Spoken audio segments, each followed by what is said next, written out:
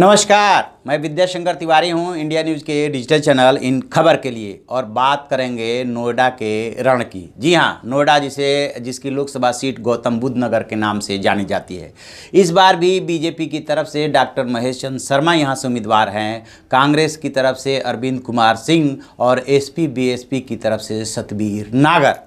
और इस बार महेश शर्मा को ब्राह्मण और गुजर ने घेरने की पूरी चाक चौबंद रणनीति बनाई है।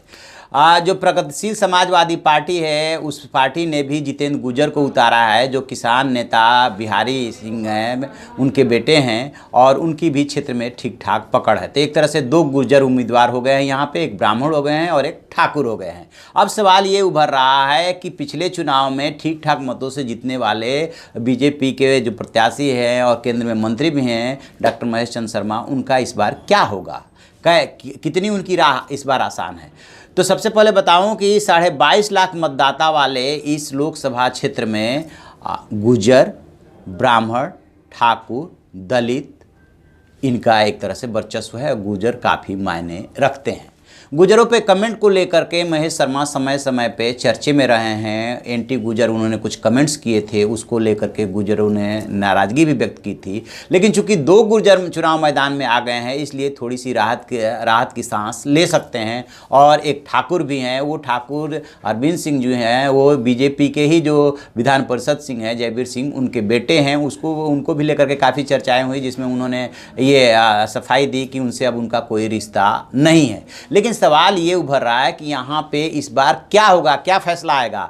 5 विधानसभा की सीटें हैं, 3 जो है गौतम बुद्ध नगर जिले में लगती है और 2 लगती हैं वो उधर जा कर के बुलंदशहर में। वो नोएडा, जेवर और दादरी जो है गौतम बुद्ध नगर में है, और खुर्जा और सिकंदराबाद ये पड़ जाता है बुलंदशहर में। 5 सीटों पे बीजेपी का कब्जा है।